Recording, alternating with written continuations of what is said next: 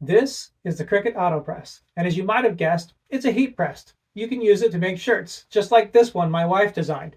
You can find an Etsy link down below for the Cricut files if you're interested. I want to say I really like it, but I have to tell you something. You should never, ever buy the Cricut AutoPress. Let me tell you why. My family has used the Cricut AutoPress a lot in the last year, and we've made plenty of shirts. When it actually comes to using the device, we have very few complaints, and the major one comes down to pressure. It doesn't apply enough pressure to shirts, and you have to do 2 to 3 pressings to get good results. Otherwise, you might find the letters or whatever else you've put on your design peeling off when you get it out of the machine.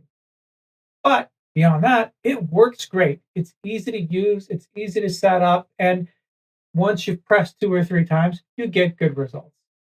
So why am I saying don't ever buy this machine? Well, because mine doesn't work anymore. Not too long ago, my wife was using the AutoPress and she was getting through a number of shirts in a row, and suddenly she tripped a breaker. No big deal. That sort of thing can happen. We've never tripped a breaker with the AutoPress before, but this thing draws a lot of energy, so to have that happen isn't too big a surprise. We went and flipped the breaker, went to get back to work, and the Cricut AutoPress would not turn on under any circumstance. We tried switching outlets, we tried switching rooms, we tried everything we could. The one thing we didn't try was changing out the plug. You can't do that. Cricut chose to use a proprietary plug shape. It's practically the same as everything else that you might be used to with an appliance like this, but it has an extra notch that you won't find. Otherwise, it might look like a really thick monitor cable. My best guess is they're worried that you might switch out for a cable that isn't thick enough, isn't ready to handle the load that this thing would call for, but it just means that we couldn't test if the actual plug was the problem, and we were left with a non-functioning machine. Now, we've had this Cricut AutoPress for about a year and 2 months. You want to take a guess how long the manufacturer warranty is? You got it, exactly a year. So I was worried. I called up Cricut and they took me through some troubleshooting steps that really just amounted to, hey, did you plug it in another room, in another outlet? Unfortunately, the person working with me wasn't fully familiar with the machine, was clearly going through some scripts. She went and looked at when we purchased the machine, and they could see the day I activated it. And here's one of my problems with the Cricut AutoPress. The first step to using this machine is to connect it to the internet. Now, when it comes to the Cricut Maker, which we own, and other machines, that makes sense to me. You do need to connect them to software to load designs and get them working. But this is a heat press. Once you've connected it to the internet that first time, it never needs the internet again because it just doesn't need the internet. Everything's done through this timer right here. You set up how long you want to press for, what temperature you want to press for, lock it down. When it's done, it lifts itself back up, which is one of my favorite features about it. There's no design work or software needed whatsoever. So it's kind of odd that you have to connect it to the internet, other than the fact that they knew exactly when I activated it and they knew when my warranty ended, which was 2 months ago. And at that point, the customer service agent told me some dreaded words. There is absolutely nothing we can do for you. This machine, brand new, unless you find it on sale, is $1,000. I had $1,000 paperweight on my hand. That's not great. To make matters worse, I know what the problem is. I'm almost positive what the problem is. Chances are when I tripped the breaker, it also blew the fuse that's inside this thing, because of course it has a fuse. It's a giant heat machine. They're going to want to take some extra protection. I looked. There is no way to replace the fuse. I don't even think Cricut could easily take this thing apart and replace the fuse. This thing is destined to fail sooner or later. That's what fuses are designed to do. They eventually take too much load and they will always fail. Sooner or later, you will have $1,000 paperweight if you buy this machine. Now, at this point, I do have to give Cricut some amount of credit. You see, I pushed back.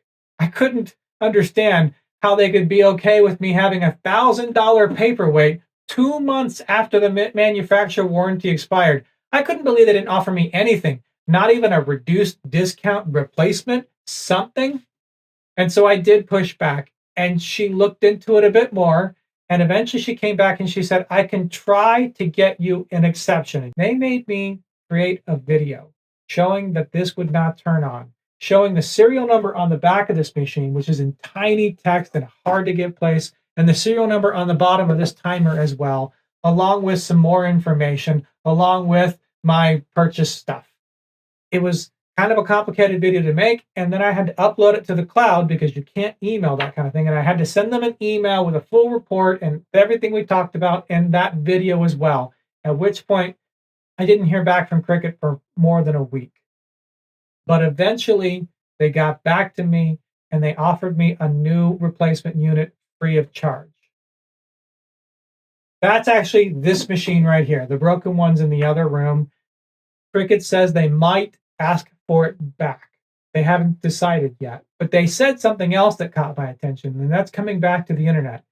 The customer support representative told me at this point, we will deactivate your old machine so you can't use it anymore. And on the one hand, that makes perfect sense. I'm getting a replacement machine. I shouldn't be allowed to keep using the old machine, even if they don't make me send it back. Otherwise, I'm scamming them. On the other hand, again, this machine has no use for the internet, except that it allows Cricut to activate and deactivate it remotely. While in my particular scenario, it makes sense that Cricut deactivates the machine, what if they decide they're mad at you? What if Cricut decides that you're violating some terms because you made a shirt that's copyright or something? What if Cricut decides that they don't like something about what you're doing and they decide to deactivate your machines, including your heat press? There's nothing to stop them from doing that. And while I'm sure Cricut would say we would never deactivate a person's machine unless there was an absolute good reason to do so, it wouldn't be the very first time a company promised never to deactivate a machine remotely unless there were good reasons to do so, and turned around and did exactly that later.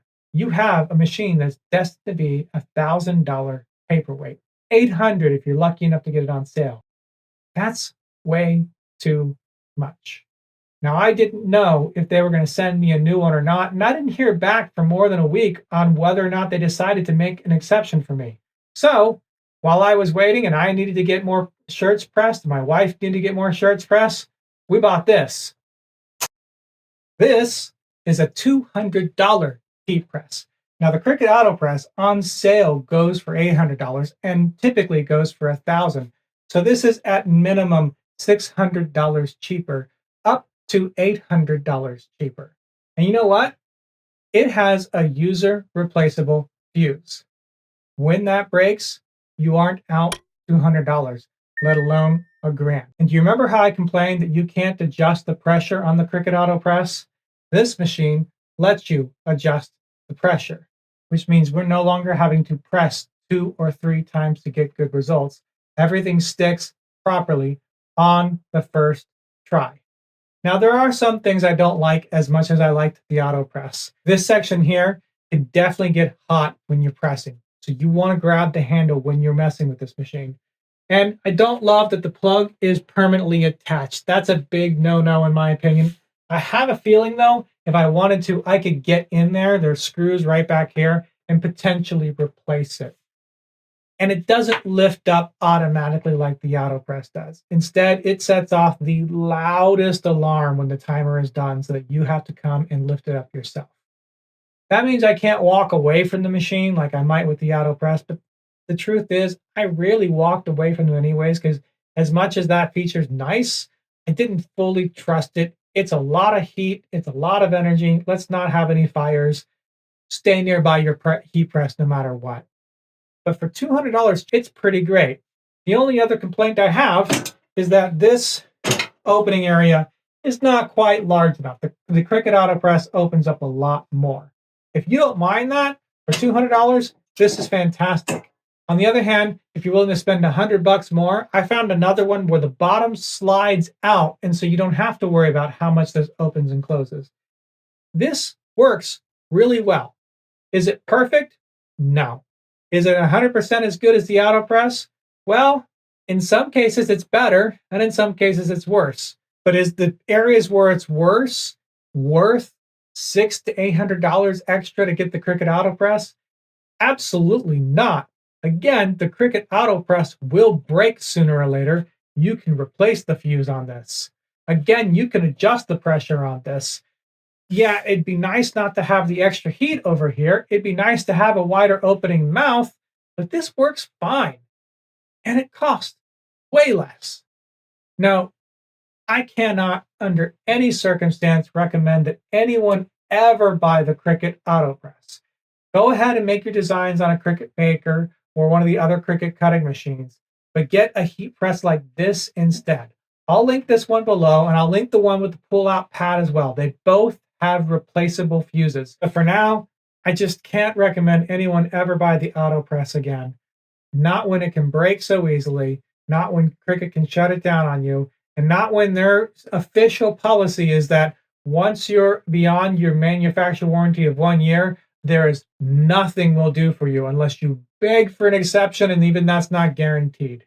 If you are going to buy an AutoPress, well, then you definitely better get the 2 or 3 year warranty, and good luck beyond that. Well, if you enjoyed this video, if this is helpful, I really appreciate you watching all the way to the end. Please give me a like and a subscribe, and I'll see you in the next one. Bye.